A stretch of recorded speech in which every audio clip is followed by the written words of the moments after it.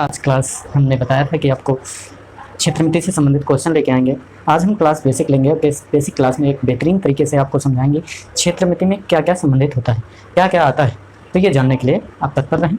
और आज हम क्लास में बहुत बेहतरीन तरीके से बेसिक चीज़ें पढ़ेंगे और इन लोगों को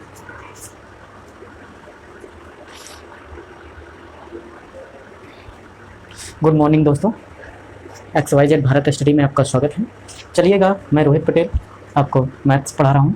देखेंगे आज हम क्षेत्रमिति से संबंधित क्वेश्चन लाएंगे और इससे संबंधित क्वेश्चन करने के पहला क्लास है ये क्षेत्रमिति का, और इसको हम 2D और 3D में बांटकर पढ़ाएंगे। 2D और 3D में अंतर क्या होगा? 2D में जो आपको 2 डायमेंशन फिगर होते हैं उनसे संबंधित क्वेश्चन होंगे, और 3D का मतलब 3 डायमेंशन मतलब 3 दिशाओं में XYZ में जो फिगर बनते हैं या जो चीज़ें होती हैं वो हम 3D में पढ़ाएंगे। जैसे हम कहें एक फर्श का क्षेत्रफल ज्ञात करना है, तो फर्श का क्षेत्रफल देखिए तो एक 2 डायमेंशन है, एक X एंड Y। अगर हम कहें रूम में पूरा कितनी हवा भरी है, कितनी सामान भरा जा सकता है, तो ये 3 डायमेंशन हो गए। देखिए इसमें 3 लंबाई भी हो गई, चौड़ाई भी हो गई, ऊंचाई भी हो गई। और 2 डायमेंशन जो फिगर होते हैं उनमें ऊंचाई नहीं होती है, इस वजह से हमें 2D और 3D बढ़ाना होगा। तो इसे हम शुरुआत करेंगे 2D से, इससे 2D से। और 2D में देखिए क्या क्या पूछा जाएगा। तो पहला बात परिमाप आएगा, दूसरी चीज़ आएगी क्षेत्रफल। ये अक्सर चीज़ें आएंगे, परिमाप और क्षेत्रफल। अब परिमाप और क्षेत्रफल किन चीज़ों को पूछा जाएगा अभी आगे चलकर हम बताएंगे। तो परिमाप क्या होता है ये जान लेते हैं। तो देखिए दोस्तों, परिमाप जब किसी एरिया का, परिमाप का मतलब होते हैं परिधि, उसके परि मतलब बाहर चलकर जो तय करते हैं उसे ही हम क्या करते हैं, परिमाप कहते हैं। जैसे हम कहें इस फर्श का परिमाप क्या होगा, तो फर्श के चारों ओर से जो लंबाई या चौड़ाई है उसको जोड़ दें वही परिमाप होगा। क्षेत्रफल उसके अंदर का एरिया मतलब क्षेत्रफल उसके अंदर जो जगह उपस्थित है वो क्षेत्रफल कहलाता है। क्या कहलाता है? क्षेत्रफल। अब देखिएगा तो इन चीज़ों को ज़्यादा तरीके से पूछा जाता है और अक्सर यही पूछा जाएगा आपको। इसमें से परिमाप और क्षेत्रफल, लंबाई, चौड़ाई, ऊंचाई का कोई संबंध नहीं होगा। यहाँ पर आयतन नहीं होगा, क्योंकि आयतन वो चीज़ होती है जब किसी चीज़ में, कोई चीज़ या किसी बर्तन में या किसी पात्र में या किसी चीज़ में कोई लिक्विड भरा जा सके या गैस भरी जा सके, कुछ भी ऐसा हो। तो देखिए फर्श है, उसमें कोई लिक्विड नहीं भरा जा सकता है क्योंकि ऊंचाई नहीं होती है। तो ये बात जान रहे हैं। तो आयतन वगैरह इसमें 2D में नहीं आएगा। तो चलिएगा दोस्तों, अब जान लेते हैं कि किन चीज़ों में हमें, किस फिगरों में किस तरह के फिगर 2D में आते हैं। तो देखिए त्रिभुज। अब त्रिभुज क्या होता है? त्रिभुज, अब त्रिभुज का मतलब शब्द में ही त्रि मीन्स होता है 3 और प्लस भुज मीन्स भुजाएं। मतलब कि जो आकृति 3 भुजाओं से घिरकर बन जाए वो क्या कहलाएगा? त्रिभुज कहलाएगा। इतनी बात जान रहे हैं। अब त्रिभुज 3 कोणों के, देखिएगा त्रिभुज होते कितने टाइप के हैं? तो 2 प्रकार के होते हैं त्रिभुज। कितने प्रकार के होते हैं? 2 प्रकार के होते हैं। एक को कहा जाता है कोणों के आधार पर, दूसरे को कहा जाता है भुजाओं के आधार पर। ये 2 प्रकार के त्रिभुज हैं। अब देखिए इसके भी 3 पार्ट होते हैं और इसके भी 3 पार्ट होते हैं। देखिए त्रिभुज 2 प्रकार के होते हैं, एक कोणों के आधार पर, भुजाओं के आधार पर। कोणों के आधार पर भी 3 प्रकार के और भुजाओं के आधार पर भी 3 प्रकार। तो हम एक्चुअल कह सकते हैं कि त्रिभुज 6 प्रकार के होते हैं। इस प्रकार भी बता सकते हैं। तो देखिए आप कोणों के आधार पर न्यून कोण होगा, समकोण होगा और अधिक कोण होगा। अब देखिए भुजाओं के आधार पर समबाहु होगा, ठीक, समद्विबाहु होगा और विषमबाहु होगा। कौन से? विषमबाहु। अब देखिए बात समझना है कि ये न्यून कोण क्या है। न्यून कोण का मतलब है जिस त्रिभुज में एक कोण, ठीक, 0 से 90 के बीच में है वो न्यून कोण कहलाएगा। या हम कह सकते हैं एक एक्चुअल, ये देखिए ये भी 90 से कम है, ये भी 90 से, ये भी 90, तो ये क्या कहलाएगा? न्यून कोण कहलाएगा। समकोण का मतलब है कि एक कोण क्या हो त्रिभुज का 90 डिग्री हो। अधिक कोण का मतलब है कि एक कोण 90 से अधिक हो, ये समकोण कहलाएगा, अधिक कोण कहलाएगा। समबाहु का मतलब है, सम मीन्स समान भुजाएं, मतलब कोई त्रिभुज ऐसा है जिसकी सभी भुजाएं क्या हों, आपस में बराबर हों। समद्विबाहु का मतलब है, सम का मतलब समान, द्वि मीन्स 2, बाहु मीन्स भुजाएं। जिस त्रिभुज की 2 भुजाएं क्या हो जाएं, समान हो जाएं, वो कहलाता है समद्विबाहु। विषमबाहु का मतलब होता है जिसकी भुजाएं कोई भी आपस में बराबर ना हो। हम एक्चुअल आपको इसी प्रकार पढ़ाएंगे। जब हम आपको अदर चीज़ पढ़ाएंगे तब हम इनके बारे में और कठिनाई से पढ़ाएंगे, ठीक है। लेकिन अभी हमें जितना ज़रूरत है उतना लेके चलेंगे। कहते हैं ना, जितना आप चाहें उतना ही अर्जित करें, जितनी की आवश्यकता हो उतना ही अर्जित करें, ज़्यादा अर्जित करना भी हानिकारक हो सकता है, धन से संबंधित भी होता है। चलिएगा, पात्र को धीरे धीरे बढ़ाना चाहिए, नहीं तो पात्र क्या हो जाता है, टूट जाता है। आपने देखा होगा बढ़ाई धीरे धीरे पात्र को बढ़ाता है, अचानक बढ़ा देगा तो फट जाएगा। इसी प्रकार कह रहे हैं कि आप धीरे धीरे स्टेप बाय स्टेप सीढ़ियाँ, एक चढ़िए, दो चढ़िए, तीन चढ़िए, इस प्रकार चलना है हमको। तो चलिए हम त्रिभुज के बारे में जान गए, अब चलिए आगे बढ़ते हैं। अब देखिए एक एक त्रिभुज के बारे में हम जानेंगे, ठीक है। देखिए पहला जान लेते हैं विषमबाहु त्रिभुज। क्या? विषमबाहु त्रिभुज। अब विषमबाहु त्रिभुज के बारे में भी हमने बताया, एक ये त्रिभुज और इसकी कोई भुजा बराबर नहीं। ये मान लीजिए ए है, ये बी है, ये सी है और ये इसकी हाइट है एच, ठीक है। ये इस प्रकार, मतलब इस भुजा की लंबाई ए, बी और ये सी, ठीक है। तो अब देखिए परिमाप निकालना है, तो परिमाप क्या होगा? अभी हमने बताया अगर यहाँ से चलना प्रारंभ करें, तीनों ओर घूम आए तो वही हमारा परिमाप होता है, मतलब ए चलें, बी चलें और सी चलें, तो हमारा परिमाप क्या होगा? ए प्लस बी प्लस सी। अगर अर्ध परिमाप की बात करें, अर्ध परिमाप की बात करें तो इसी का डिवाइड कर दीजिए, यही अर्ध परिमाप कहलाएगा और इसे एस से डिनोट करते हैं। किससे? एस से। बात जान रहे होंगे। अब देखिए क्षेत्रफल क्या होगा इसका, तो क्षेत्रफल देखिए एस, ठीक है, अंडर रूट लगा दीजिए, S minus A, S minus B और एस माइनस सी। अब जान रहे होंगे एस क्या है? एस आपका अर्ध परिमाप है, ये हो गया, ठीक। त्रिभुज का क्षेत्रफल अर्ध परिमाप हो गया। अब देखिए अगर इसके अंदर कोई वृत्त बना दिया जाए इस प्रकार, तीनों रेखाओं को अंतःवृत्त इसे बोलेंगे। इसे क्या बोलेंगे? जब इन तीनों भुजाओं को अंदर से स्पर्श कर रहा हो कोई वृत्त तो उसे बोलते हैं अंतःवृत्त। क्या बोलते हैं? अंतःवृत्त। अंतःवृत्त की त्रिज्या निकाल, अगर त्रिज्या पता चल जाएगा तो वृत्त का सब कुछ निकल जाएगा। अभी वृत्त के बारे में पढ़ेंगे। तो देखिए वृत्त की त्रिज्या, अंतःवृत्त की त्रिज्या क्या होगी? त्रिभुज का क्षेत्रफल बटे अर्धवृत्त का परिमाप, अर्धवृत्त जो भी हमारा अर्ध परिमाप होगा। अब देखिए इसके बाहर चारों कोनों को छूकर जो जाएगा वृत्त उसे कहेंगे परिवृत्त। क्या कहेंगे? परिवृत्त। अब परिवृत्त कैसे निकालेंगे? तो हम कहें चार तीनों भुजाओं A B C upon 4 delta. अब डेल्टा को क्या कहते हैं? क्षेत्रफल है 4 डेल्टा। ये आपका अर्ध परिमाप हो गया। अर्ध परिमाप ये है, परिमाप ये हो गया, क्षेत्रफल ये हो गया, अंतःवृत्त की त्रिज्या ये हो गई, इसको कैपिटल आर कह दीजिए, परिवृत्त की त्रिज्या ये हो गई। अब ये विषमबाहु त्रिभुज कंप्लीट। आपको इतने की आवश्यकता है, इतना भी नहीं आवश्यकता है, जब हमें ज़रूरत होगी तो ये सारी चीज़ें आपको समझ में आ जाएंगे। अभी हम जब क्वेश्चन करेंगे तो आपको कुछ ना कुछ चीज़ें इसमें यूज कराएंगे, केवल आपको जानना है कि नहीं विषमबाहु त्रिभुज क्या होता है। तो विषमबाहु त्रिभुज में क्या होता है कि तीनों भुजाएं असमान होती हैं और मतलब अलग अलग लंबाई की होती हैं। उनका परिमाप अगर निकालें तो तीनों भुजाओं का योग, अर्ध परिमाप आधा, ठीक। त्रिभुज का क्षेत्रफल under root S, S minus A, S minus B, S minus C. अंतःवृत्त की त्रिज्या त्रिभुज का क्षेत्रफल बटे अर्ध परिमाप। परिवृत्त का त्रिज्या तीनों भुजाओं का मल्टीपल अपॉन 4 डेल्टा कर दें तो ये हमारा परिवृत्त और अंतःवृत्त की त्रिज्या निकल आएंगे। अब देखिएगा अगला त्रिभुज देख लेते हैं दोस्तों। आप सब जानते हैं लेकिन हमें बेसिक भी बताना बहुत जरूरी है। ऐसे ऐसे क्वेश्चन लाएंगे जो ज़िंदगी में आज तक आपने कभी सॉल्व ही नहीं किया होगा। देखते जाना हम कितना बड़ा टॉपिक है, आपको कितने बेहतरीन बेहतरीन क्वेश्चन लाएंगे कि आप कभी ऐसे क्वेश्चन नहीं किए होंगे। चलिएगा समद्विबाहु त्रिभुज देख लेते हैं।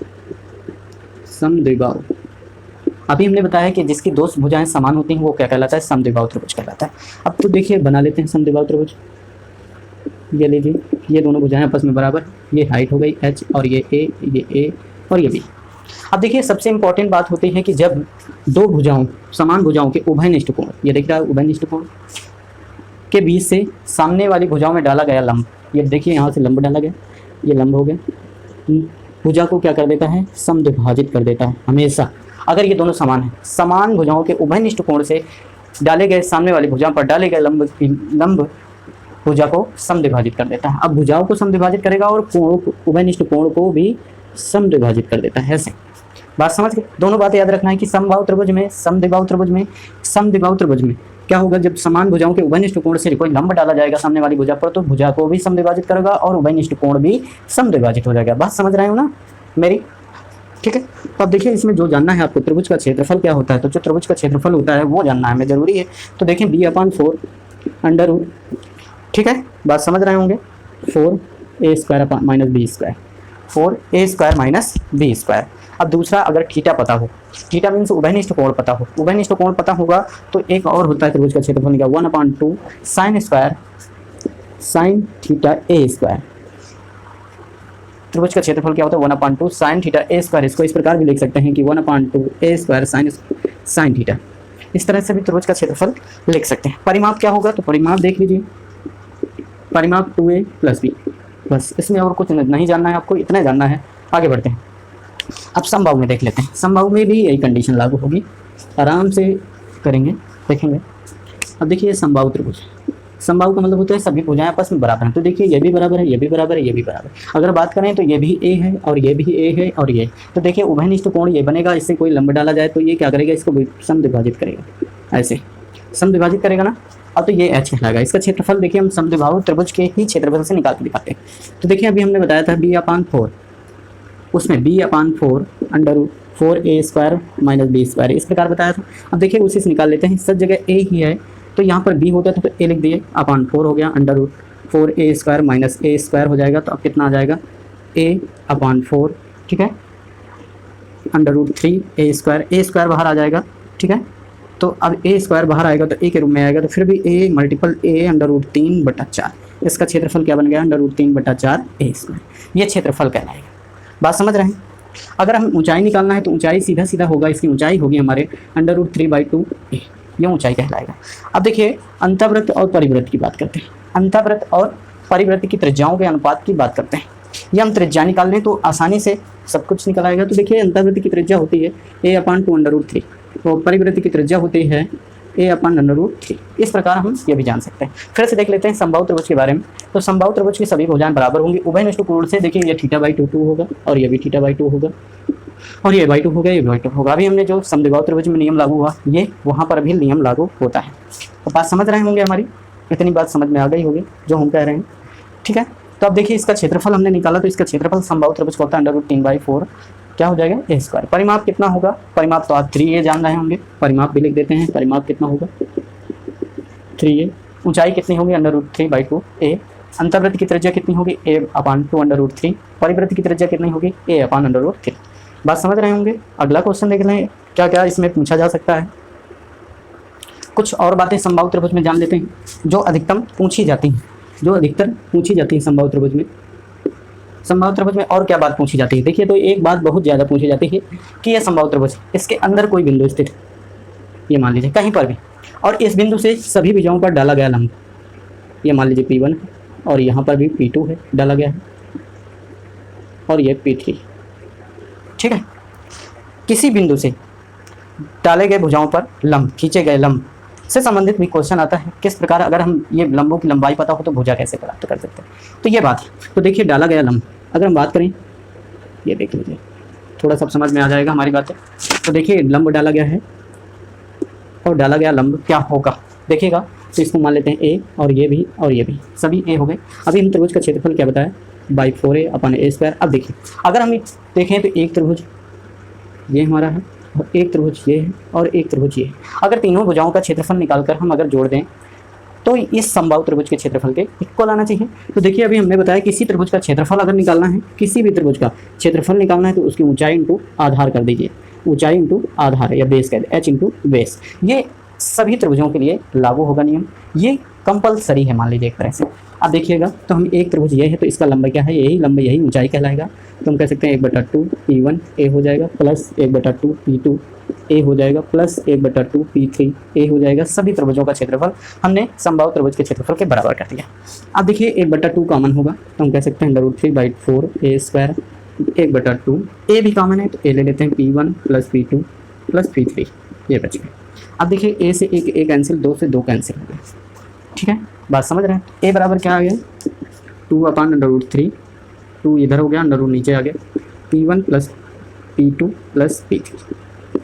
बात समझ रहे होंगे। ये हमारी भुजा का निकालने का तरीका सबसे बढ़िया आप जान रहे होंगे। ये भी पॉइंट है, जब समबाहु त्रिभुज के अंतर स्थित बिंदु से किसी बिंदु से डाले गए लंबों की लंबाई पता हो तो त्रिभुज का क्षेत्रफल या भुजा निकाल सकते हैं आप।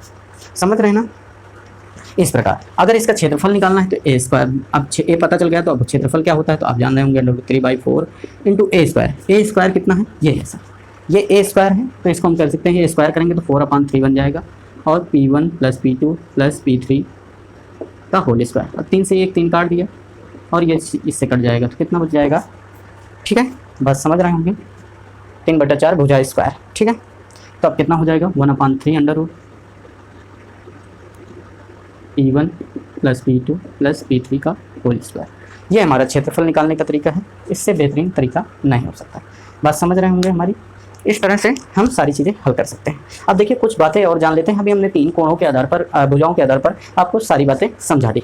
अब चलिएगा आगे बढ़ते हैं, कुछ चीज़ें और जान लेते हैं जो आपको अक्सर यूज होंगी। पूरे आपको ये 2D में हमेशा यूज होंगी, 3D भी यूज होंगी, ट्रिग्नोमेट्री में ऑलरेडी हमने हाइट एंड डिस्टेंस में इस चीज़ को यूज करा है।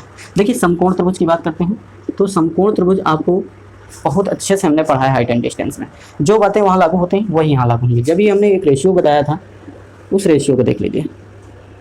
अब मान लीजिए ये 60 और ये मान लीजिए 30 है, ये 90 होगा ऑलरेडी से, और ये 45। तो देखिए 60 के सामने वाली भुजा √3 होती है, 1 होती है और ये 2 होती है। ये रेशियो हमेशा कम में देगा आपको। 30 के सामने वाली 1 होगी, √3 होगी और ये 2 होगी।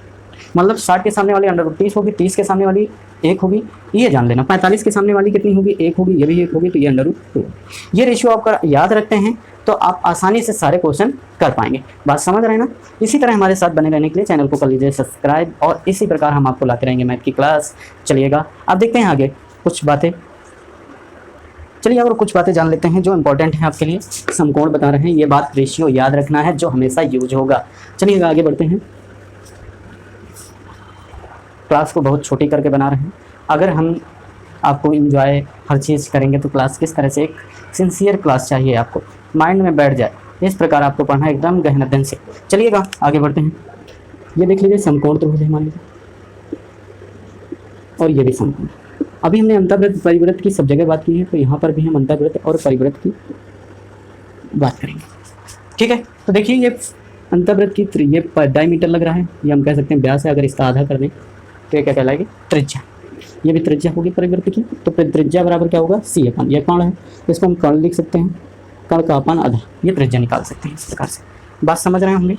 अब देखिए इसमें ये मान लीजिए इस प्रकार, ये सारी त्रिज्या है, आप जान रहे होंगे।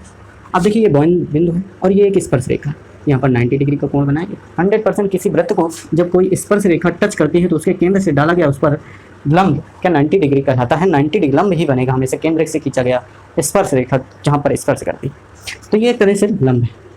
ठीक है ना, 90 डिग्री का कोण बनाएगा। तो यहाँ पर भी 90, यहाँ पर भी 90, तो मतलब ये भुजा इसके बराबर है और ये भुजा भी इसके बराबर है। ठीक है, अब देख लेते हैं कुछ बातें। मतलब ये भी लंब है, मतलब ये त्रिज्याएं सारी r और सेम है। ठीक है, अब देखिए अंतःवृत्त की त्रिज्या निकालना है, तो अंतःवृत्त की त्रिज्या में क्या होगा, अभी हमने परिवृत्त की बात कर ली, तो अंतःवृत्त की त्रिज्या होती है a + b - c। अब c किसको, इसको मान लीजिए, b इसको और a इसको। ठीक है, बहुत आसानी से हम आपको बता रहे हैं। c बराबर हम लिख सकते हैं a² + b², ये भी अपन 2। बस इतना से याद रखना है, इतनी बातें, और किसी चीज़ की ज़रूरत नहीं। अब ज़रूरत है तो किस चीज़ की, समकोण त्रिभुज में ट्रिपलेट। आपको ट्रिपलेट का निकालना आना चाहिए। किस प्रकार हम ट्रिपलेट का यूज करेंगे अभी जानना है। देखिए ट्रिपलेट का मतलब होता है तीनों भुजाओं का रेशियो पता करना।